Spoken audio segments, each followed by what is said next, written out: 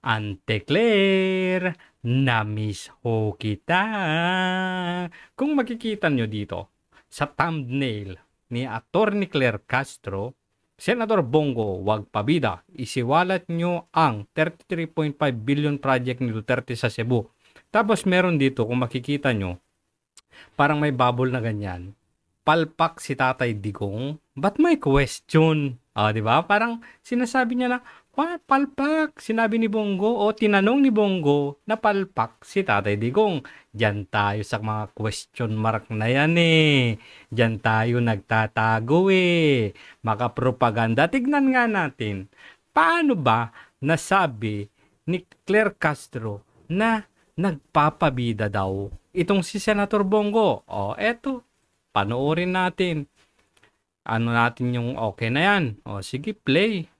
Pakitaan mo nga kami ng matinding propaganda, Atty. Claire. Sige. Welcome back to my YouTube channel, Batas with Atty. Claire Castro. Today is November Batas with Atty. Claire. Wala naman ng batas. Tanggalin mo na yan. 6, 2025 at medyo Batas. Questionable nga ang justice system ng Pilipinas. Batas ka pa dyan.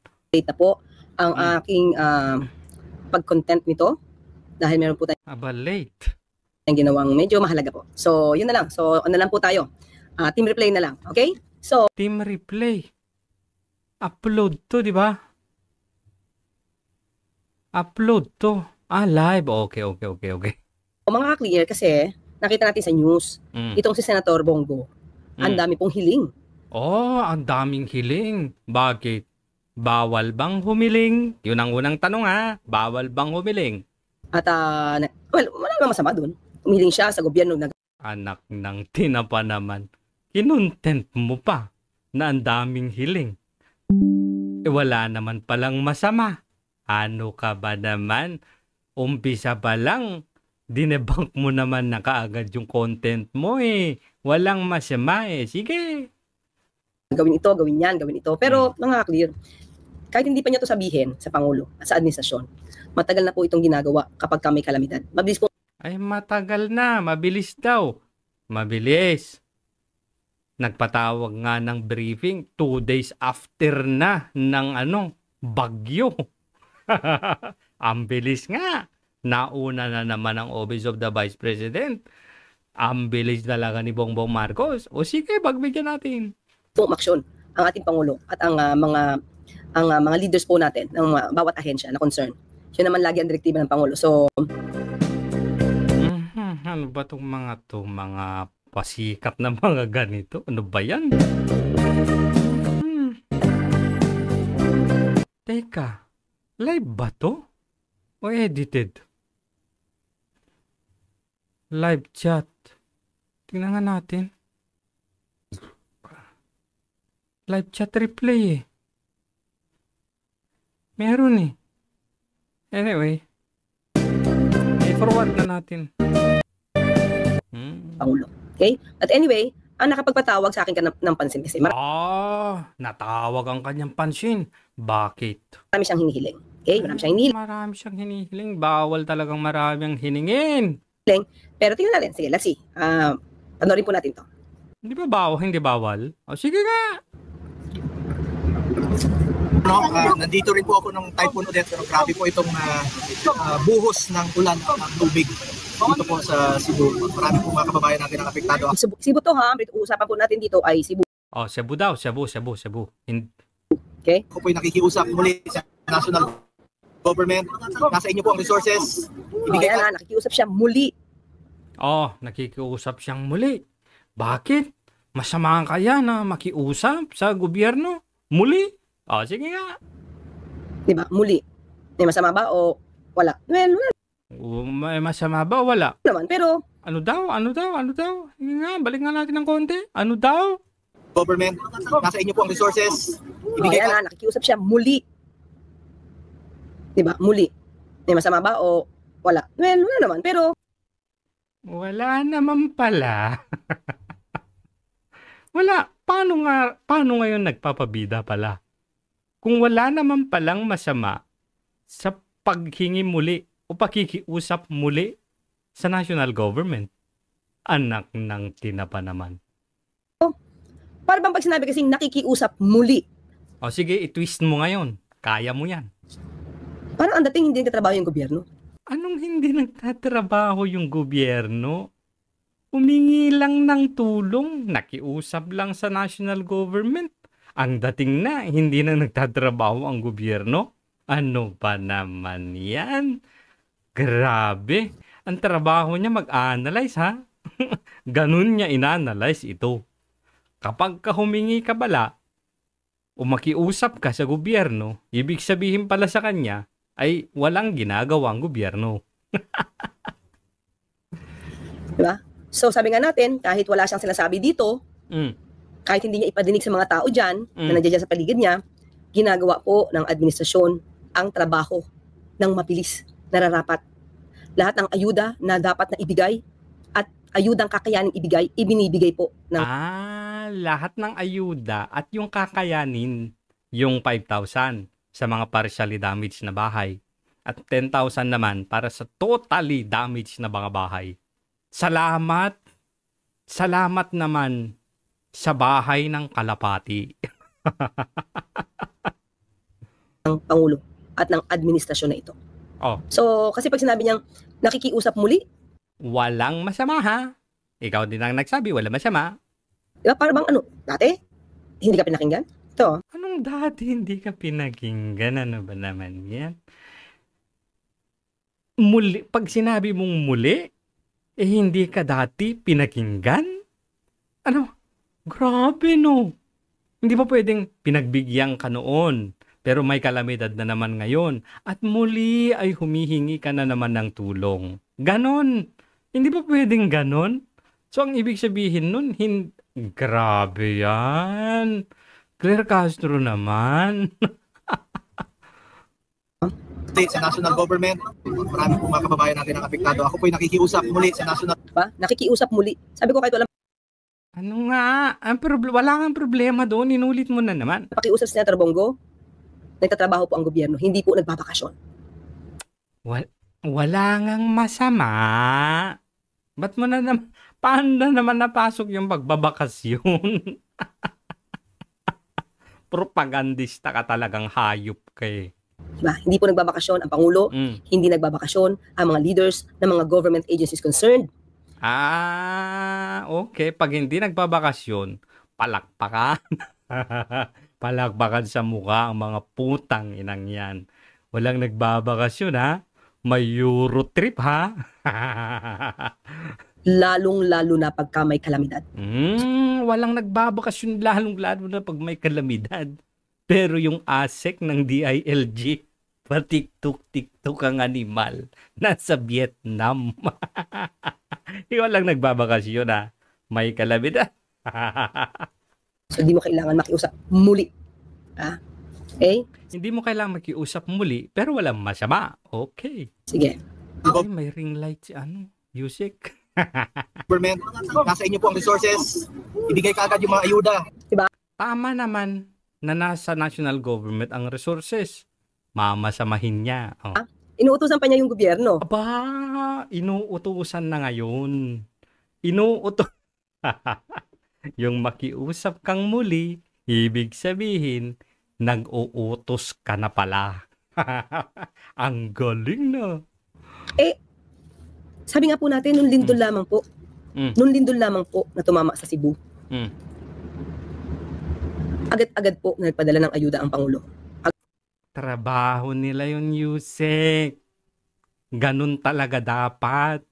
Hindi dapat ipinagmamalaki yan. Agad-agad, o rumisponde ang DSWD, NDRRMC. Lahat po, DPWH. Lahat po. Ngayon, ano ngayon? Trabaho nila yun. Ano ngayon? Utang na loob namin yon. Ha, Claire Castro? Dahil rumisponde ang lahat ng ahensya ng gobyerno, utang na loob namin yon. Ganon? Trabaho nila yun eh. Binabayaran namin sila para sa trabahong yun eh. Para bang ang pinapalabas mo utang na loob pa namin. Nang may dapat na trabahuhin dyan, ginagawa. So, di na kailangan iwan. May tumatawag. Ano yan? So kagaya ng sinabi Kinancel. Na-edit ba to? Parang edited eh, di ba? natin, balikan natin. 'Di ba? Dito, nag-uutos siya. Inutusan niya Paano nag-uutos? Nakikiusap nga eh. Kanina walang masama sa pag-uutos. Ngayon hinana ay sa ano sa pakikiusap. Ngayon naman iniba mo. Masama na kasi nag-uutos na. Ang galing, palakpakan talaga sa ilong ang putang inang yan. yung administrasyon. Sabi nga natin, uulitin natin to ha. Oo, uulitin. Sige nga. Kahit hindi ka magsalita dyan, Senator Bongo. Alam ng Pangulo ang dapat na gawin. Alam ng Pangulo ang dapat gawin. So, bakit may mga advisors pa? Si Bongbong Marcos. Ay, wala. Dapat tanggalin na pala yung mga senator na yan. Tanggalin na pala yan. Wala palang silbi ang mga yan eh. Alam lang pala ng Pangulo ang ginagawa dyan eh. Kasi parang ipinamumuka dito sa video na ito. Sa akin lang to mga klip. Doon na naman tayo. Sa kanya na naman. Ipinamumuka sa video na to na parang walang ginagawa ang gobyerno. At kailangan makiusap siya pang muli. Sabi mo walang masama kanina. Bakit parang masama na ngayon? Yung nasa gobyerno daw ang resources. Tama naman na nasa gobyerno ang resources. Anong mali doon? Ha? Sige nga, anong mali? Dapat i-ano mo yon, anong mali doon? Sabi mo kanina, walang mali eh. Ngayon naman, pinalitan mo ng ano eh, nag-uutos na eh. Ngayon naman, walang mali. Ano ba yan? Dapat daw ganito, dapat daw ganyan. Hindi kailangan, Senator Bongo. Hindi kailangan. Wag na nating pakialaman.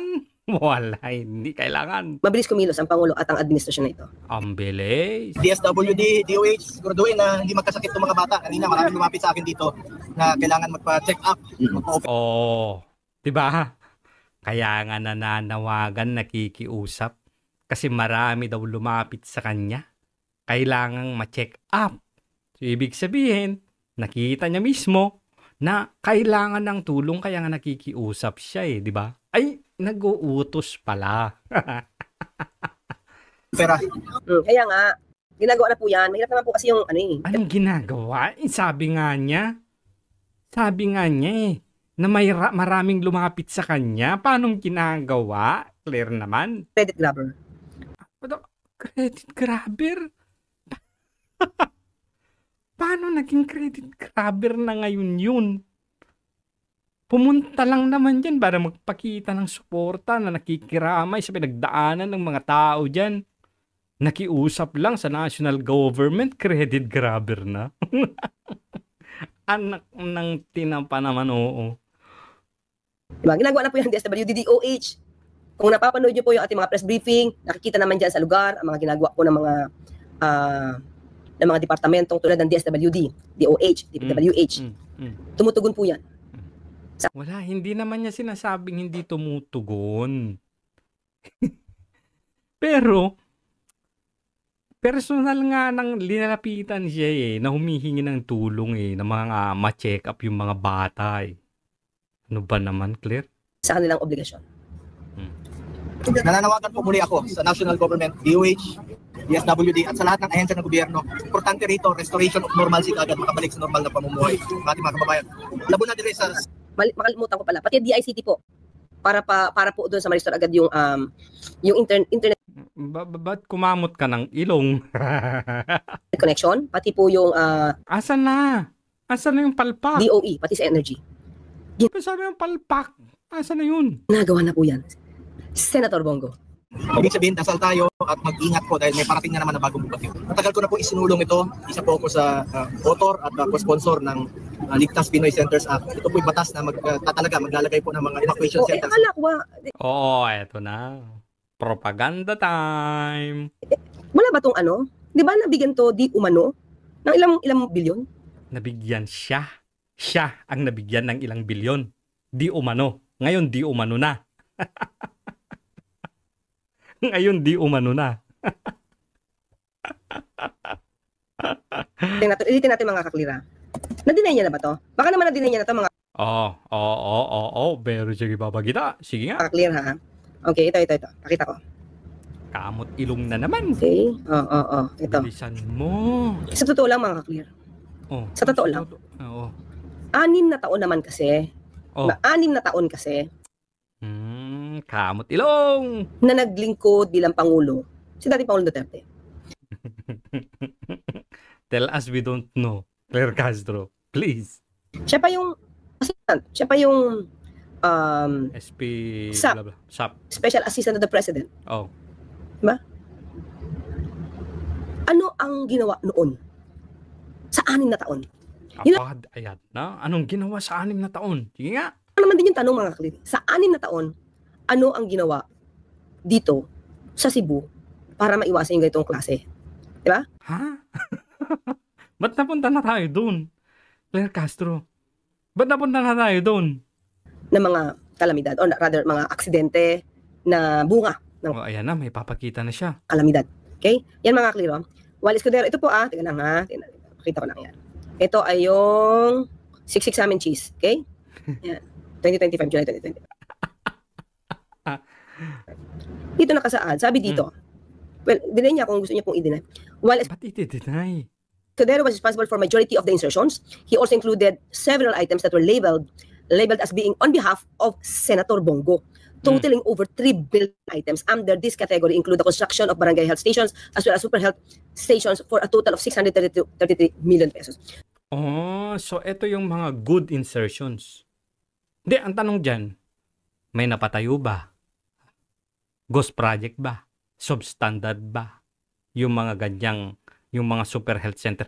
At saka yung mga super health center, Claire Castro, sabihin mo na budget yan ng DOH. Under yan ng DOH. So, di ba? So, ngayon bakit sisisihin si Senator Bongo? Nag-insert daw si Cheese on behalf of Senator Bongo. So, hindi direktang si Senator Bongo din ang nag-insert. Di ba sabi nyo nga, ikaw mismo ang nagsabi, may masamang insertion at may mabuting insertion. Hindi kaya ito yung mabuting insertion at hindi yung mga insertion ng mga flood control projects? Ano ba yan? So meron ka din pala nakalaan. Diba? Meron ka din pala nakalaan na 3 billion. Oh. So, basahin ito, mo. hindi ba ito nasa isip ni Senator? Teka. Under this category, include the construction of barangay health stations as well as super health centers with a total of 633 million. 633 million para sa mga super o mga barangay health stations o as well as super health centers. Ako, laking tulong yan. Senator Bongo, kung talaga namang siya ay nabiyayaan ng 3 billion or kung siya yung magiging proponent o proponent ng mga infrastructure na ito. Sabi mga super health centers. Nakapagpatayo ba siya? Tanong natin, nakapagpatayo ba siya sa Cebu? Ay, nakapagpatayo ba siya sa Cebu? Tignan natin. Super health centers in Barangay Apas, Cebu City. Meron. Meron, Claire, meron. Anak ng tinapa. So, dapat ito makita, di ba? Kung ito ay nabagsak, nailapag. Diba? Kung ito bang 3 billion na to na nakalaan. Hindi nga yung buong 3 billion. 633 million nga. Barangay health station at mga super health center nga. 633 million nga. Hindi nga 3 billion nga.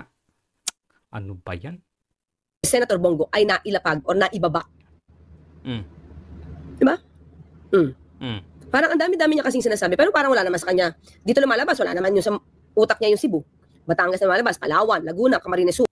Ayan, ayan. Wala daw sa utak niya ang Cebu. Ayan, Ang problema, Claire Castro, kahit nasabihin pa natin na merong naipatayong super health center o barangay health stations sa lugar kung saan nagkaroon ng matinding flash flood. Eto, isipin mo lang sa tingin mo, sa lawak at sa grabe ng hagupit ng flash flood na yan, yung epekto niyan, isang community nga wash out Sa tingin mo, kung kahit merong naitayo doon, nakatayo pa rin kaya ngayon? O kaya, O kaya, yung mga tumao doon, yung mga barangay health workers doon, buhay kaya? So, ang sinasabi mo dito, Claire Castro, hindi mo naisip ang Cebu. Meron ho, hindi nga lang doon mismo.